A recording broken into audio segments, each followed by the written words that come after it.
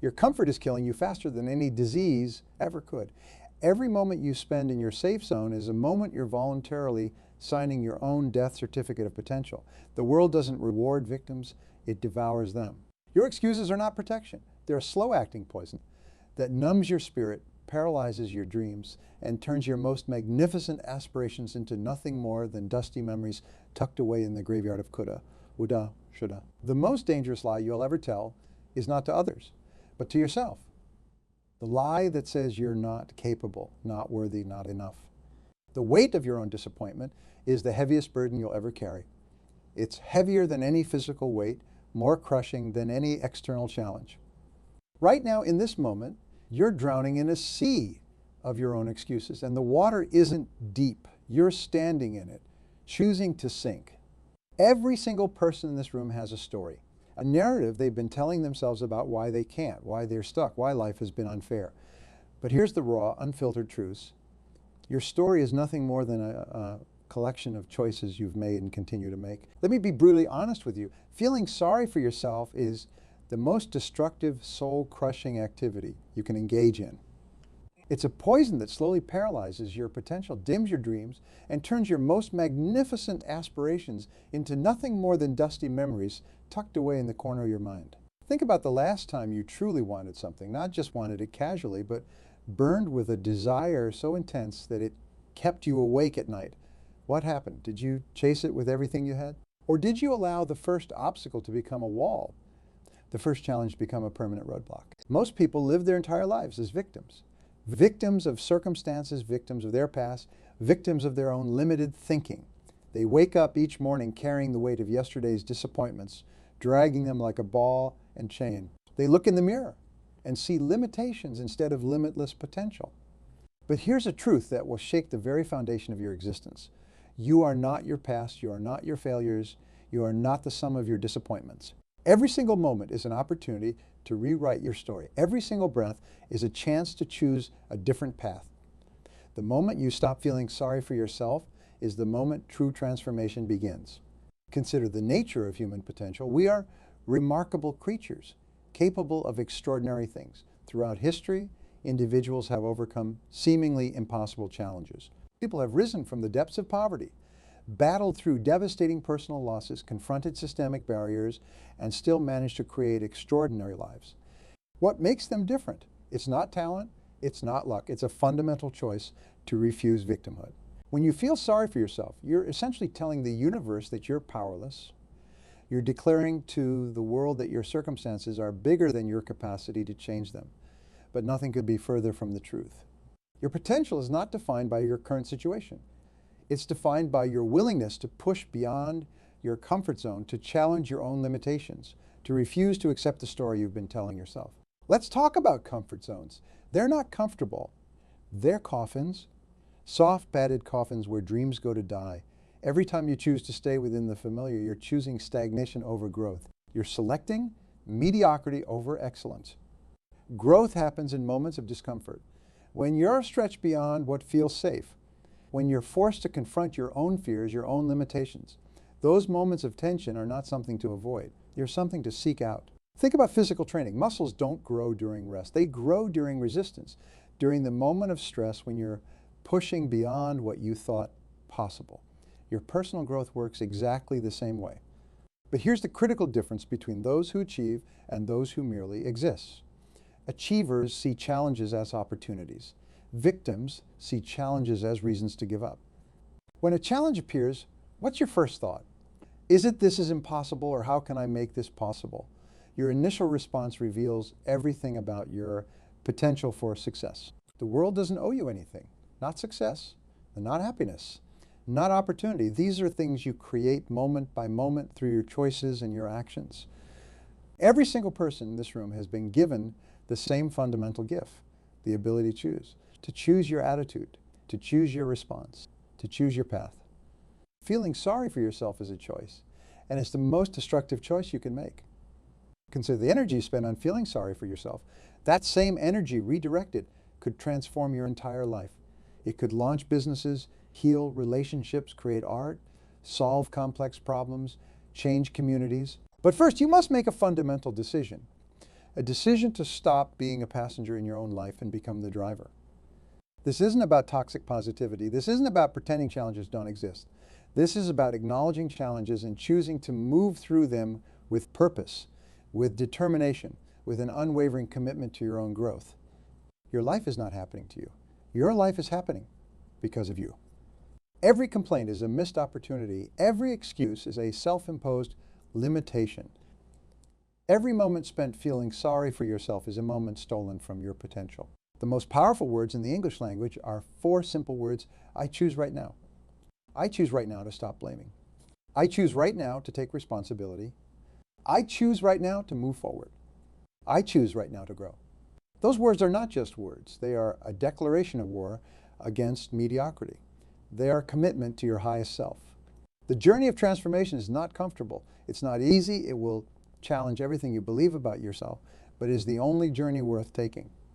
Your potential is not a destination. It's a continuous journey of growth, of pushing boundaries, of refusing to accept the limitations others or you have placed upon yourself. Stop feeling sorry for yourself. Start building yourself. The human mind is the most powerful instrument ever created. It can construct universes, solve impossible problems, and transform entire realities. Yet most people use this extraordinary tool like a child playing with a supercomputer, pressing random buttons and wondering why nothing works. Failure is not your enemy. Fear is not your limitation. The real killer of dreams is the story you keep telling yourself about why you can't.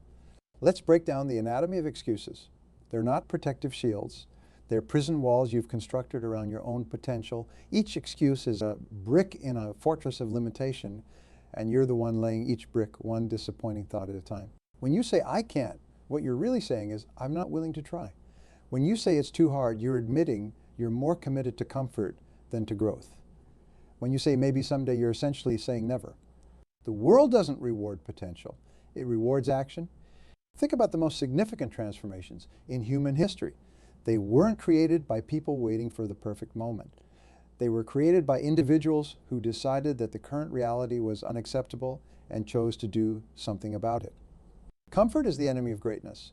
The moment you become comfortable is the moment you start dying. Not physically, but spiritually. Your dreams don't die in an instant. They die by 1,000 tiny compromises, by a slow surrender to mediocrity. Every morning you wake up with a choice. A choice to continue the same narrative or to write a new chapter. Most people treat their lives like a book they're reading, passive observers of their own story. But you're not a reader. You're the author. Let's talk about fear. Fear is not a stop sign. It's a challenge. It's the universe testing how badly you want something. When fear appears, most people retreat. But what if you saw fear as a doorway instead of a wall? Think about physical fear. A child learning to walk experiences fear with every step. But does the child stop? No. The child falls, gets up, tries again. Somewhere along the way, we forget that fundamental truth about growth. We start believing that falling is failure, instead of understanding that falling is just part of learning. Your biggest limitations are not external. They're not about resources or opportunities or circumstances. Your biggest limitations are internal. They live in your mind in the stories you tell yourself, in the beliefs you've accepted without question. Success is not about having no fear. Success is about moving forward despite the fear. Success is about looking your limitations in the eye and choosing to take a step anyway. Consider the concept of momentum. In physics, an object at rest tends to stay at rest. An object in motion tends to stay in motion. Your life works exactly the same way. If you're stuck, you'll remain stuck until you generate enough internal force to move. That first step is always the hardest. It requires the most energy. But once you start moving, once you break through that initial resistance, something magical happens. The universe begins to conspire in your favor. Opportunities don't happen. They are created by you through your actions, your persistence, your willingness to show up even when it's uncomfortable. Stop waiting for permission. Stop waiting for the perfect moment. Stop waiting for someone else to validate your dreams. The only permission you need is your own. Your potential is not a finite resource. It's not something you're born with and then run out of. It's renewable, it's expandable, it grows with every challenge you face, every fear you confront, every limitation you push through. The most powerful words in personal transformation are not complicated. They're simple. I will try, I choose to grow. Not today, fear. Imagine if you approached your life with the same commitment, the same relentless energy that a child approaches play. No fear of failure, no concern about looking silly. Just pure, unbridled enthusiasm for exploration and growth. Your life is not a problem to be solved. It's a reality to be created. Every single day, you are creating your life through your choices, your attitudes, your willingness to show up and do the work. Stop analyzing. Stop overthinking. Start doing. The world doesn't need more dreamers. The world needs more doers. People who are willing to turn their dreams into actions, their ideas into reality. Your biggest competition is not other people. Your biggest competition is the voice inside your head that tells you that you can't, that you're not enough, that your dreams are too big. It's time to fire that voice. It's time to become the CEO of your own life. Responsibility is the most powerful word in personal transformation. Not because it's complicated, but because it's brutally simple. Responsibility means you are the source of your life. Not your parents, not your circumstances, not your past failures, you. Every time you point a finger of blame, you're giving away your power. Blame is a drug that feels good in the moment, but slowly poisons your potential. It's a temporary relief that creates permanent limitation. Let's break down the anatomy of responsibility. It's not about being perfect. It's about being honest, brutally, unflinchingly honest with yourself. When you truly take responsibility, something magical happens. The world shifts from being something that happens to you to something you actively create. Consider the concept of personal energy. Most people are energy vampires. They drain their own potential by constantly reliving past failures, by rehearsing their limitations, by telling and retelling stories of why they can't. Imagine your personal energy as a bank account. Every negative thought is withdrawal. Every action of growth is a deposit. Most people are constantly overdrafting their potential, running on an emotional deficit. What would happen if you started treating your personal energy like a precious, limited resource? The most successful people are not those with the most talent. They're not those with the most opportunities. They're those who protect and invest their energy with ruthless intentionality. Your attention is the most valuable currency you possess. Where you place your attention determines the quality of your life. Yet most people are careless with their attention. They scatter it like loose change, wondering why they never feel wealthy. Stop multitasking. Multitasking is the art of doing multiple things poorly. Focus is the superpower of the extraordinary. Every single moment is a crossroads, a choice between growth and stagnation, between possibility and limitation, between creating and complaining. The universe doesn't respond to your wishes. It responds to your actions. It responds to your energy. It responds to your commitment. Think about the concept of momentum. In physics, an object at rest tends to stay at rest. An object in motion tends to stay in motion. Your life operates on the exact same principle. If you're stuck, you'll remain stuck until you generate enough internal force to move. That first step is always the hardest. It requires the most energy. But once you start moving, once you break through that initial resistance, something extraordinary happens. The world begins to conspire in your favor. Opportunities are not discovered. They're created by you through your actions, your persistence, your willingness to show up even when it's uncomfortable. Most people are waiting for their moment. Successful people create their moment. Your potential is not a finite resource. It's not something you're born with and then run out of. It's renewable. It's expandable. It grows with every challenge you face, every fear you confront, every limitation you push through. Stop trying to be perfect. Start being persistent. Perfection is paralysis. Persistence is progress. Every single great achievement in human history began with someone refusing to accept the current reality. Every breakthrough came from individuals who looked at the impossible and said, "Watch me." The most powerful words in personal transformation are not complicated. They're simple. I will try. I choose to grow. Not today, fear. Your life is not a problem to be solved. It's a reality to be created. Every single day, you are creating your life through your choices, your attitudes, your willingness to show up and do the work. Stop analyzing. Stop overthinking. Start doing. The world doesn't need more dreamers. The world needs more doers. People who are willing to turn their dreams into actions, their ideas into reality. Your biggest competition is not other people. Your biggest competition is the voice inside your head that tells you that you can't, that you're not enough, that your dreams are too big. It's time to fire that voice. It's time to become the CEO of your own life. Transformation is not a destination. It's a continuous journey of growth, of pushing boundaries, of refusing to accept the limitations others or you have placed upon yourself. You are not your past. You are not your failures. You are not the sum of your disappointments. You are a work in progress, an unfinished masterpiece, a potential waiting to be unleashed. Stop feeling sorry for yourself. Start building yourself. The greatest prison you'll ever inhabit is the prison of your own mind. It's not made of concrete walls or steel bars. It's constructed from your fears, your doubts, your self-imposed limitations. And the most terrifying part, you're both the prisoner and the jailer. Let's talk about the architecture of limitation. Most people build their entire lives around a series of invisible barriers. These aren't physical obstacles. They're mental constructs, beliefs so deeply ingrained that they feel like absolute truth. But beliefs are not facts. They are simply thoughts you've repeated so many times that they've taken on the illusion of reality. Every single limitation you've ever experienced is a choice to believe in the story of can't instead of the possibility of can. Imagine your mind as a garden. Most people treat their mental garden like an abandoned lot. They let any thought take root. Weeds of doubt, vines of fear, thorny plants of self-criticism. And then they wonder why nothing beautiful grows. Successful people are gardeners of their minds. They are intentional, selective. They pull out the weeds of negative thinking. They cultivate thoughts of possibility. They water seeds of potential. Your thoughts are not just random neural firings. They are the blueprints of your reality. Every thought is a seed. Every repeated thought is a forest.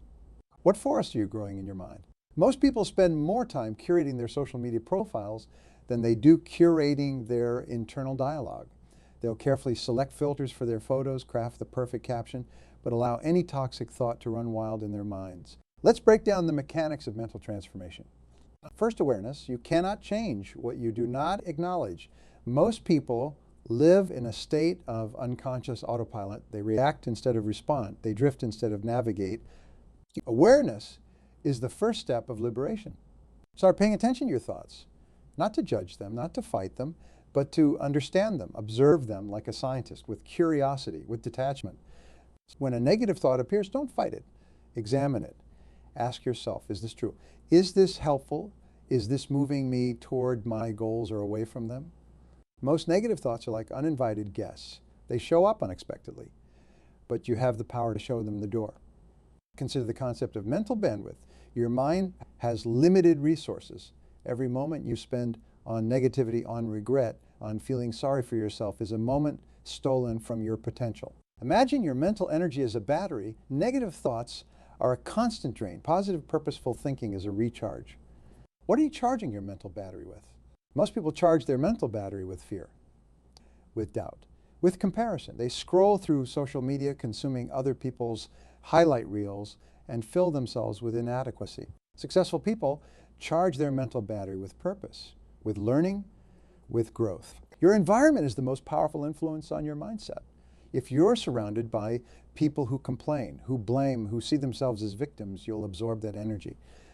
You are the average of the 5 people you spend the most time with, not just physically, but mentally, digitally, the content you consume, the conversations you engage in, the thoughts you allow to take residence in your mind. Clean house, curate your environment with the same intentionality. You'd curate a fine art collection. Every single piece of content you consume is programming your mind. Social media, news, conversations, books, podcasts, they're all input that shapes your output. Be selective, be intentional. The world is experiencing an attention crisis. Attention is the new currency, and most people are giving away their most valuable resource for free. Distraction is the silent killer of potential. Focus is not something you have. It's something you create. It's a skill. Like any skill, it can be developed, it can be strengthened. Start small. Train your attention like you'd train a muscle. 5 minutes of focused work, then 10, then 20. Build your mental endurance. Meditation is not some mystical practice reserved for monks. It's mental training. It's learning to control your attention, to observe your thoughts without being controlled by them. Your mind is a tool, but most people are tools of their mind. Reverse that relationship. Become the master of your thoughts, not the servant. Failure is not the opposite of success. It's a part of success. Every failure is a data point, a lesson, an opportunity to recalibrate. Most people are so afraid of failure that they never truly try. They live in the safe zone, the comfortable zone, the zone where dreams go to die a slow, painful death of mediocrity. Failure is feedback, nothing more, nothing less. When you remove the emotional charge from failure, what remains is pure information, pure learning. Stop trying to be perfect. Start being curious. Curiosity is the antidote to fear. When you approach challenges with curiosity, something magical happens. The energy of fear transforms into the energy of possibility. Your potential is not determined by your circumstances. It's determined by your response to your circumstances. Victim mentality is a luxury you cannot afford. Every moment spent feeling sorry for yourself is a moment stolen from your potential. You are not responsible for everything that happens to you, but you are 100% responsible for how you respond. Responsibility is not blame. Responsibility is power. When you take full responsibility, you reclaim your power. You move from being a passenger in your life to being the driver. The most powerful words in personal transformation are not complicated. They're simple. I choose. I will. Not today, fear. Your life is a blank canvas. You are the artist. Every thought is a brushstroke. Every action is a color. What masterpiece are you creating? Stop feeling sorry for yourself. Consider the concept of personal velocity. In physics, velocity is not just about speed. It's about direction. Many people are moving fast, busy, exhausted, but they're moving in circles. True progress is not about speed. It's about intentional movement. Where are you moving? Most people live reactive lives. They react to emails. They react to notifications. They react to other people's demands. They're like leaves blown by the wind, believing they're in control while being completely at the mercy of external forces. Proactive living is the antidote to a life of quiet desperation. Start building yourself.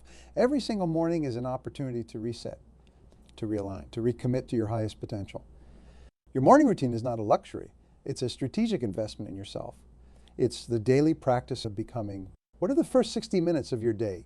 Teaching your subconscious about your priorities. Most people wake up and immediately surrender their mental real estate. They check their phone, they scroll through social media, they consume other people's narratives before they've had a chance to connect with their own. Your first hour determines the quality of your entire day. Develop a morning ritual, not a rigid, complicated process, something simple, something that reconnects you with your purpose, meditation, reading, writing, movement, something that says to your subconscious, I am intentional, I am committed, I am in control. Let's talk about the economy of personal energy. Most people are energy bankrupt. They're constantly overdrafting, spending energy on things that don't matter, on people who drain them, on narratives that diminish them. Your energy is your most valuable currency. Protect it, invest it. Be as selective with your energy as a billionaire is with their financial investments. Not all relationships are created equal. Some people are solar panels. They generate energy. They inspire, they challenge you to grow. Others are energy vampires. They drain, they complain, they pull you down to their level of mediocrity. You have the right to create boundaries, to curate your social ecosystem with the same intentionality you'd curate a world-class art collection. The final battleground of personal transformation is not external. It's not found in circumstances, in opportunities, in resources. The final battleground is internal. It's the war between who you are and who you are capable of becoming. Most people live their entire lives as strangers to themselves. They know the external details, their job, their address, their social security number, but they've never taken the time to truly understand the landscape of their own potential. Self-discovery is not a weekend retreat. It's not a motivational seminar. It's a lifelong expedition into the uncharted territories of your own capability. Who are you when no one is watching? What do you do when the world isn't keeping score? Those moments of absolute honesty are the crucible of personal transformation. The quality of your life is determined by the quality of your relationships, not just romantic relationships, professional relationships, friendships, your relationship with yourself. Self-love is not a destination. It's a daily practice. It's about showing up for yourself, keeping promises to yourself, treating yourself with the same compassion, the same respect you'd offer your best friend. Most people are brutal with themselves. They speak to themselves in a way they would never speak to another human being. Constant criticism, constant judgment, constant comparison. Imagine if you spoke to a child the way you speak to yourself. It would be considered emotional. Treat yourself with kindness, with patience, with understanding. You are a work in progress, always learning, always growing, always becoming. Your potential is not a fixed point. It's an expanding universe. Every challenge is an invitation to grow. Every setback is a setup for a comeback. Stop looking for shortcuts. Stop searching for the magic formula. The secret is simple. Show up, do the work, stay committed. Consistency is the bridge between potential and achievement. Small actions, repeated intentionally, relentlessly. That's the formula. Your life is not happening to you. Your life is happening because of you. You are not a victim of your circumstances. You are the architect of your reality. Stop feeling sorry for yourself. Start building yourself. One intentional moment at a time.